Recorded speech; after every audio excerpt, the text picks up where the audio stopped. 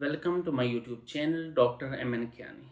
और आज की इस वीडियो में मेरा टॉपिक ये है कि आप यूजिंग द टॉक प्लॉट आप बैंड गैप किस तरह से कैलकुलेट कर सकते हैं। कि सपोज आपके पास यूवी विजिबल स्पेक्ट्रोस्कोपी का आपके पास डाटा है, आपके पास एब्जॉर्बेंस का डाटा है, और आप उस एब्जॉर्बेंस के डाटा से आप अगर बैंड गैप कैलकुलेट करना चाह रहे हैं तो वो बैंड गैप आप किस तरह से कैलकुलेट करेंगे।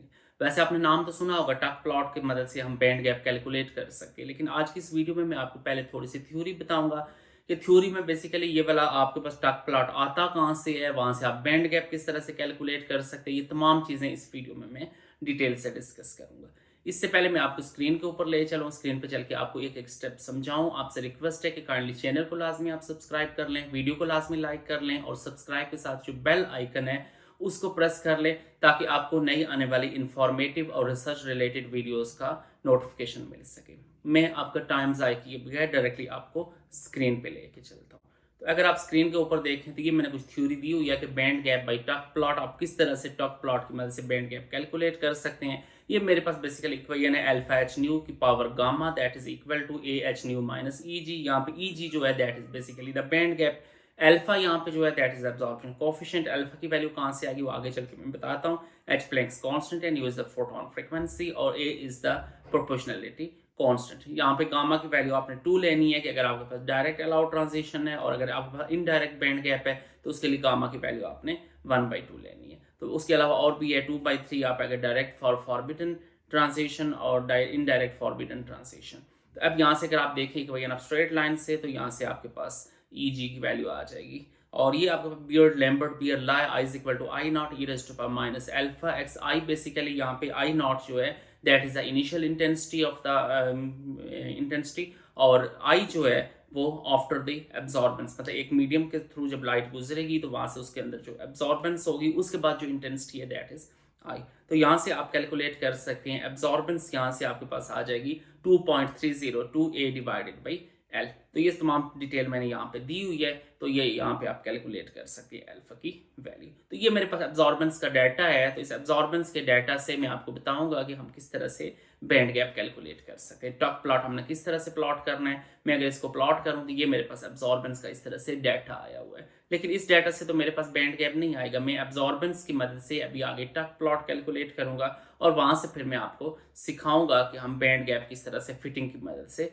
ले सकते हैं। तो जो भी यहाँ पे मैं कैलकुलेशन करूंगा, 2 तरीके हैं। आप एक्सेल शीट के अंदर कैलकुलेशन कर लें या ओरिजिन के अंदर ही आप कैलकुलेशंस कर सकते हैं। जैसा आप यहाँ पे देखें, ये यहाँ पे मैंने इसी के अंदर मैंने नया कॉलम ऐड कर दिया, और यहाँ पे मैंने कोफिशिएंट के नाम से एक नया कॉलम ऐड कर दिया। तो अगर आप यहाँ पे एब्जॉर्प्शन कोफिशिएंट यहाँ पे अगर आप नहीं ऐड करना चाह रहे तो आप एक्सेल में जाके सारे के सारे आप फार्मूलाज वहाँ पे ऐड करके तो एक्सेल की मदद से भी आप कैलकुलेशन कर सकते हैं, और ओरिजिन के अंदर भी आप सारी कैलकुलेशंस कर सकते हैं। तो यहाँ पे ये नीचे जो एफ ऑफ एक्स वाला कॉलम है ना, इस कॉलम में जाके आप बेसिकली सारी चीज़ें आपने ऐड करनी होती हैं। एफ ऑफ एक्स के अंदर जाके आपने फार्मूला लगाना होता है। जैसे आप एक्सेल के अंदर फार्मूले लगाते हैं, ऐसे ही अल्फा के फार्मूला आपने यहाँ पे लगाना है 2.302 और आगे यहाँ पे आप इसमें मेंशन कर दें। मल्टीपल के लिए, मल्टीप्लाई के लिए मैं ये स्टेरिक डाल देता हूँ, और 2.302 स्टार, और यहाँ पे फिर आप इसमें वैल्यू डाल दें। जो कॉलम है बी कॉलम है, जहाँ पे आपने एब्जॉर्बेंस दी हुई है, तो वहाँ पे एब्जॉर्बेंस की वैल्यू आ जाएगी। तो ये डायरेक्टली जी आपको वैल्यू दे देगा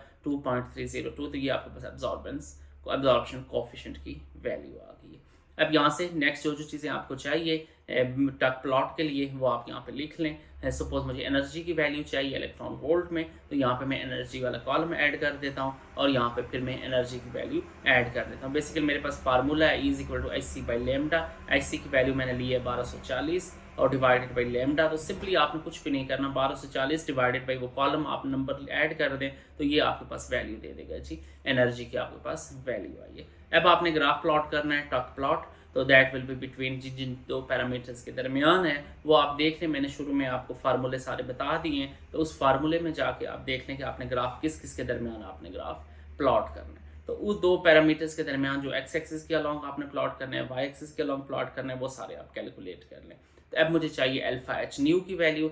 तो यहाँ पे ये तो खैर जस्ट लॉन्ग नेम के अंदर मैं खाली उसका नाम लिख रहा हूँ। तो उसके बाद आपने जो फार्मूला लगाना है वो नीचे एफ ऑफ एक्स में आपने लगाना है। तो अल्फा की वैल्यू आपने कैलकुलेट की हुई है, ई एच न्यू की वैल्यू आपने कैलकुलेट की हुई है। तो अल्फा और एच न्यू को आप मल्टीप्लाई कर लें, तो अल्फा एच न्यू की पावर 1/2 2 आपके पास डायरेक्टली वैल्यू आ जाएगी। अगर इस तरह आपको मुश्किल लग रहा है तो दूसरा तरीका ये है कि आप एक्सेल के अंदर जाके सारी की सारी आप कैलकुलेशंस करके तो वहाँ से खाली आप 2 कॉलम्स आप जाके कॉपी पेस्ट कर दें ओरिजिन के अंदर। मैं तो खैर अमूमन यही चीज़ प्रेफर करता रहता हूँ, लेकिन आप बाज़ लोगों के पास शायद एक्सेल ना हो, तो इसलिए मैं इसी ओरिजिन के अंदर आपको कैलकुलेशंस का तरीका बता रहा हूँ कि आप ओरिजिन के अंदर किस तरह से कैलकुलेशंस कर सकते हैं। तो अल्फ़ा एच न्यू की पावर 1/2, तो अल्फ़ा आपके सामने है। अल्फ़ा वाला कॉलम ये मेरे पास है, सी कॉलम है एब्जॉर्प्शन कोफिशिएंट वाला, और एच न्यू की वैल्यू ये मेरे पास डी कॉलम है, एनर्जी की वैल्यू सी इंटू डी, और उसकी पावर में आगे ब्रैकेट लगा के तो उसकी पावर में लिख लेता हूँ 1/2।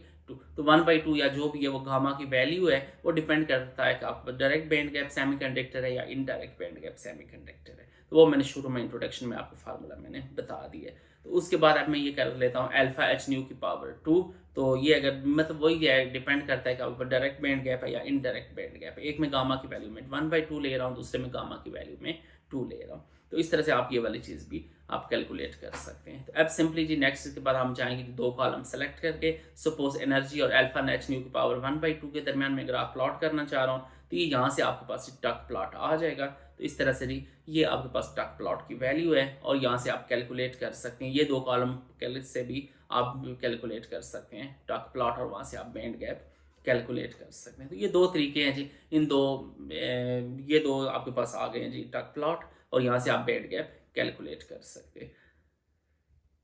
तो वो फिर डिपेंड करता है आपके पास डायरेक्ट बैंड गैप सेमीकंडक्टर है या इनडायरेक्ट बैंड गैप। आपने गामा की वैल्यू 1/2 लेनी है या गामा की वैल्यू आपने 2 लेनी है। तो जो भी आपने वैल्यू लेनी है उस हिसाब से टक प्लॉट आप बना लें। और यहाँ से अब हमने क्या करना होता है, वाई एक्सिस से जो लाइन आ रही है उसको आप एक्स्ट्रापोलेट कर दें, उसको आप बढ़ा दें नीचे एक्स एक्सिस तक। इसमें एक चीज़ आपने खास ख्याल आपने रखना है, यहाँ पे स्क्रीन रिकॉर्डिंग में मैं शायद नहीं कर सका। आपने 0 की वैल्यू, जो वाई एक्सिस की वैल्यू आपने 0 लेके तो फिर जो एक्स एक्सिस पे इसका इंटरसेप्ट आ रहा है वो वाला आपने लेना है। ये हर सूरत आपने जहन में रखना है कि वाई एक्सिस की वैल्यू आपने 0 लेके तो फिर आपने इंटरसेप्ट लेना होता है। वाई की वैल्यू जब आप 0 करेंगे तो वाई की वैल्यू जब 0 होगी, फिर जो आपके पास एक्स इंटरसेप्ट आएगा वो वाली वैल्यू आपने नोट करनी है बैंड गैप के लिए। तो ये आपने जहन में रखना है। यहाँ पे वाई कॉलम आपने 0 करके, पहले मैंने स्क्रीन रिकॉर्डिंग की है तो उसमें मैं नहीं जहन में रख सका कि वाई की वैल्यू जो है, वाई की जो स्टार्टिंग वैल्यू है, वाई कॉलम जो स्टार्ट हो रहा है वो आपने 0 लेके तो वहाँ से आपने बैंड गैप की वैल्यू कैलकुलेट करनी है। मतलब जो सिंपली आपने ये रेड लाइन लगाई है, ये एक्स एक्सिस पे उस जगह पे कट करे जहाँ पे वाई की वैल्यू 0। तो वाई की वैल्यू 0 रख के फिर आपने यहाँ से बैंड गैप कैलकुलेट करना है। तो खैर मैंने कोशिश तो की है एक एक स्टेप आपको साथ साथ स्क्रीन पे समझाने की, एक एक चीज़ आपको क्लियर करने की, लेकिन फिर भी बाज़ लोग होते हैं जिनको फ़ौरन चीज़ें समझ नहीं आती।